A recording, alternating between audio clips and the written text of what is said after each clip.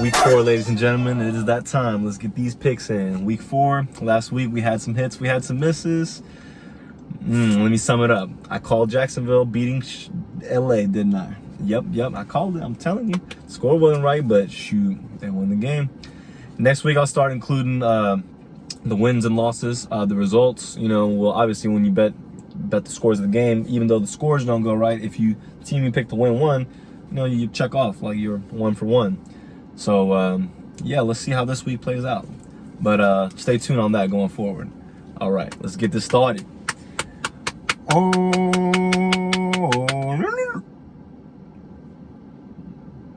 cue there. Vikings at Saints. The first game of the week is actually in London. So, yeah, it's not going to be in the Dome. It's going to be in the UK. So, you got to have Skepta going and be doing the halftime show. I don't know. Anywho, man, I don't think the Saints are a threat with Jameis Winston at quarterback. It's I thought he was I thought they were gonna win last week against the Panthers, but it didn't happen. He had some turnovers in that game, a fumble. They possessed the ball longer than the Panthers, but they lost by 8. The Vikings are pretty decent. I thought they were gonna lose to Detroit. They didn't. They stuck around, and then now they got the Saints in London. This could and I remember, like, if this game was in New Orleans, I was leaning towards the Saints, because I remember Kamara ran for 6 touchdowns against the Vikings that final game of the year, I think in 2019, just annihilated them, and the Vikings were still in range to win. But I think this time around the Vikings will get the last say. I think the Vikings will win this one 23-20. And the fans of NFL community of London will have themselves a good old-fashioned barn burner. Vikings and Saints have always had good matchups in the past, I remember. So, and then, Minneapolis Miracle, Adrian Peterson on Monday Night Football. Hey, it's a good series. Bears at Giants. Both teams are actually 2-1. Surprise teams, some may say the Bears are, but they haven't scored a lot of points a game. Neither of these teams have. And the Giants are Sterling Shepard just is out for the year now. And Daniel Jones doesn't seem to have the best protection. The Bears don't seem to have the best protection. The Giants are at home. The Bears, I honestly see the Bears winning because there's not a lot of momentum. I think the Giants have the pick up from. Unless Saquon Barkley dominates like he did the week 1. Against the Titans, if he dominates that way, I think they'll handedly be more of a threat. I think they'll handedly beat the Bears, because I don't think an A+ performance from Saquon will outweigh an A+ performance from any running backs in the Bears backfield. Khalil Herbert, and then Justin Fields honestly becomes a runner for them a lot too. So, I don't. But that's not the case. So I got the Bears winning 27-17. Sorry, G-Man. We broke your spirit. Them Cowboys broke your spirit. Browns at Falcons. Actually, we got the Bills at the Ravens. This is my game of the week. I think it's going to be the most intriguing game, the one that everyone's going to probably buzz about.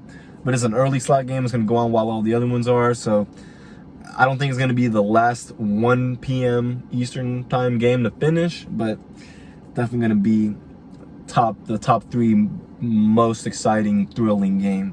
And not a lot has to be said, man. Patrick Mahomes against Josh Allen, the 32nd overall pick in that draft against the 7th overall pick, I believe. 5th maybe. Anywho, both these secondaries have a lot to prove. The Ravens obviously played better last week, but they got torched the week before. Josh Allen's gonna be looking to throw, so they got a tough challenge. And Lamar Jackson, I'm praying he just gets down. And I think Micah Hyde's out for the season, but don't sleep on their secondary. Like, they're still good. So this is gonna be a thriller right here, honestly. But I think the home team is gonna prevail in the end, 36-32 over the Bills. Browns at Falcons.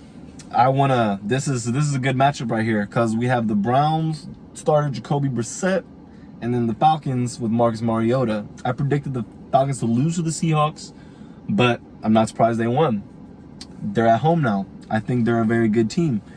And now seeing as New Orleans isn't that good, and the Panthers just got to kind of like, or only have one win, they're thinking probably they have to keep up with the Bucs. That's what they should be thinking. So I can see them coming out here and putting one on Cleveland, trying to get after the pass, rush the passer a lot. As long as they can contain Nick Chubb to not average more than 5.5 yards a pop, I think they have a chance. And Cordell Patterson, Kyle Pitts, and Drake London, I'm telling you, he using that basketball box out body out there on them boys, and he's fast too. He can run now. I don't know. Expect the thriller, guys. Honestly, but my key here, the 2 tight ends, Kyle Pitts, and then for the Browns. So Amari Cooper has been a very good receiver for them so far this year. I think all the attention is going to be on him from the Falcons secondary. So that is going to open up for David Njoku, who caught, I believe, all of his targets against the Steelers on Thursday night. Maybe he dropped 1, or Brissett didn't connect with him. But Njoku, I'm gonna say he's gonna have a touchdown more than Kyle Pitts. Whether that's 2-1, 1-0. Kyle Pitts may have more yards, but Njoku is gonna be that key. I still see the Falcons coming out on top, 30-28. Jags at Eagles. I call Jacksonville. I like them. They're young. They're hungry. I like Christian Kirk. He got paid, but rightfully so. He's not playing like a bum. They have a good team. I like Robinson. He was undrafted. I like for him. I like how they're distributing it in the backfield. But they drafted ETN in the first round last year. He got hurt, but they're using him more as like like the same way like the Commanders use J.D. McKissick. Like he gets like 8 carries, but he's gonna get 10 targets out the backfield. Designed mismatches with linebackers and routes, so he can get targeted because he's a playmaker when he has the ball in his hands. Makes a lot of people miss. But I like the fact that they're giving more of the running game ground carries to Robinson, which he's earned them because he was there when in the very bad days there. But I think it's gonna turn, but I don't see them getting past the Eagles. Definitely not the Eagles at home. Dallas Goedert, that defense, of course Jalen Hurts, Devontae Smith, Jesus, AJ Brown. There's just too many playmakers for the Jags to guard. So I see the Eagles getting out to a quick start and not really looking back. Be a competitive match, but nothing closer than 12 points. Jags at Eagles. Eagles got them 33-21. Now Texans at the Chargers.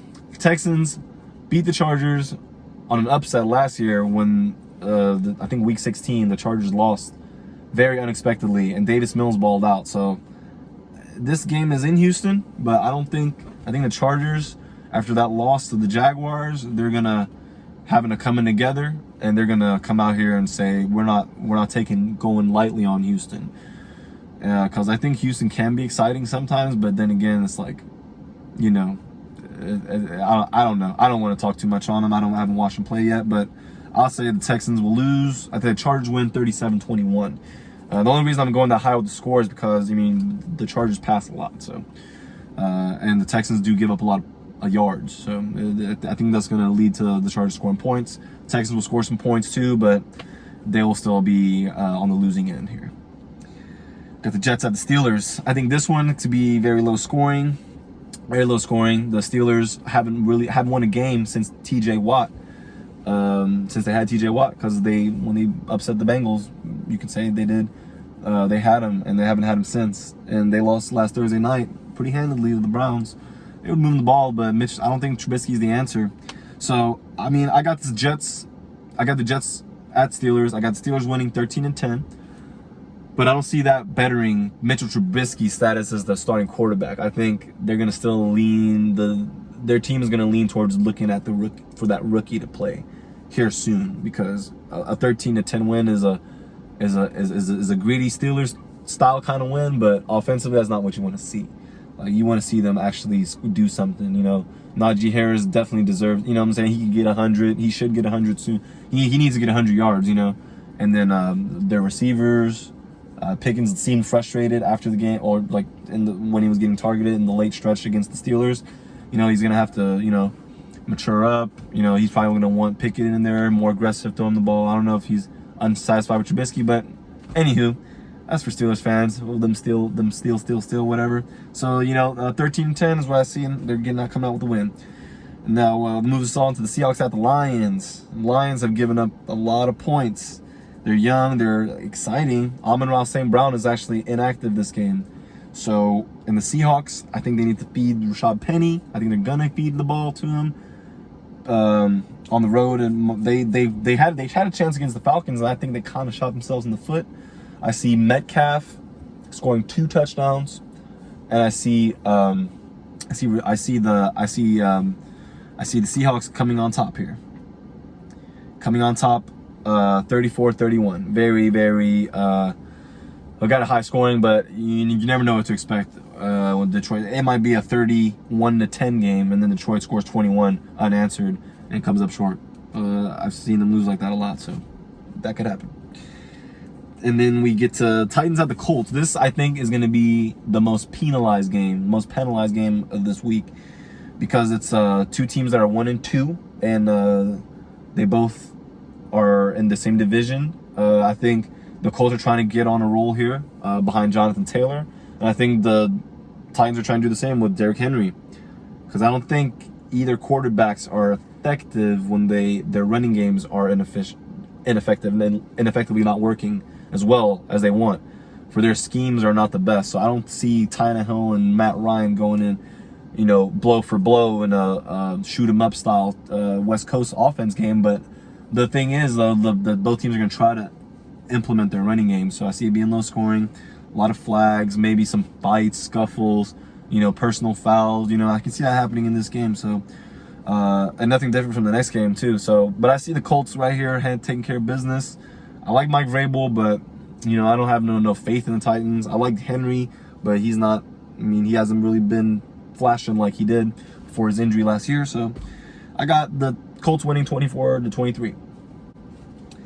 The Commanders at the Cowboys. I said I was going to bet on the Cowboys, but I'm going to give you the analysis anyway. The Commanders and the Cowboys, the Cowboys can lose games. I've lost games to these guys, so and Antonio Gibson concerns me. I think he can go for over 100.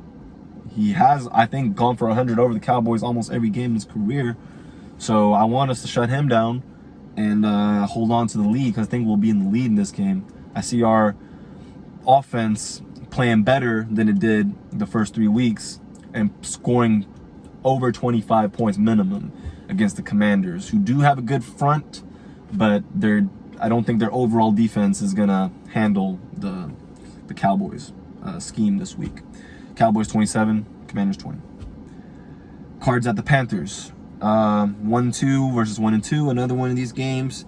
It's not a divisional matchup, not heavily penalized, but I don't see no splash plays from either team. Kind of just like there. So I don't know. I think the Cards will handle business because they're in a tougher division. The Panthers are also trying to compete and keep up in that division, but it's not a division game. They did beat the Saints, a division rival, so it might not hurt them as much. But should still come out and play inspired, of course. But I see the Cards taking it home. Kyler Murray with his legs, and probably tossing a touchdown to Zach Ertz finally, get his first of the year. They'll win 28-19. Pats at Packers. Mac Jones is not playing, I believe, so I think that Brian Hoyer's starting. I think Bill Belichick will have a plan for Hoyer. I think they're going to dominate the run game. I can see them having like 36 minutes to the Packers like 24, 23. So, but I still think they're going to come out short because the Packers will be more efficient. They'll have probably more third down conversions, maybe more efficient in the red zone. Whereas the Pats, I don't know. I see them controlling this game, but Brian Hoyer not making the plays he needs to make for them to break it wide open. Where the Packers are like, ooh, I don't see that happening. But I see it being close. I respect both. I respect both head coaches. The Packers are always good at Lambeau, so if they blow out the Pats, I wouldn't be surprised at that either. But I want it to be close because it's we're getting close to prime time here. So the Pats 21, Packers 23, and prime time Sunday Night Football, Chiefs at Bucks. Yeah, Super Bowl rematch, regular season rematch from 2020. I don't expect much from. I expect Mike Evans to score, and I expect Travis Kelce to score. I see both pressure quarterbacks under some pressure, but nothing too serious. So I think the Chiefs will put up the most points against the Bucs defense so far. And I honestly think they'll be the only team. The score I'm predicting is the highest amount total the Bucs are going to allow in the whole year. Piggyback on that as the weeks go on. But I got the Chiefs beating the Bucs 29-21. Monday Night Football, Rams at Niners. NFC rematch championship, division game. Not a lot of splash plays I see. The Jimmy Garoppolo plays good in the regular season, but not always against the Rams. And the Rams struggle against the Niners, so it could be a very defensive matchup. I want to say 20-10 in the way of the Rams, but I see the Niners actually getting George Kittle involved, Deebo Samuel getting a touchdown finally, maybe Ayuk. So, I can see them, Kyle Shanahan coming out, firing, throwing sluggers, and McVay will respond. They're both two West Coast offenses, so don't be, I'm saying, I want to see some points here. It's Monday Night Football. Let's have a good time. 30-20, I got the Rams winning. And that sums up week 4, ladies and gentlemen. I know it's Saturday. The games start tomorrow, so, I appreciate you a lot if you get the video in. And give me your score predictions. Comment down below, man. Let me know what you think. Because as long as you get the team that won right, the score predictions are just all for kind of the shits and giggles of it, kind of right, But yeah, I got my guy. I got my leading receiver this week will be Stephon Diggs against the Ravens in a losing effort. He'll have 177 yards receiving. He'll be the leading receiver, I believe. All right, take it what you want.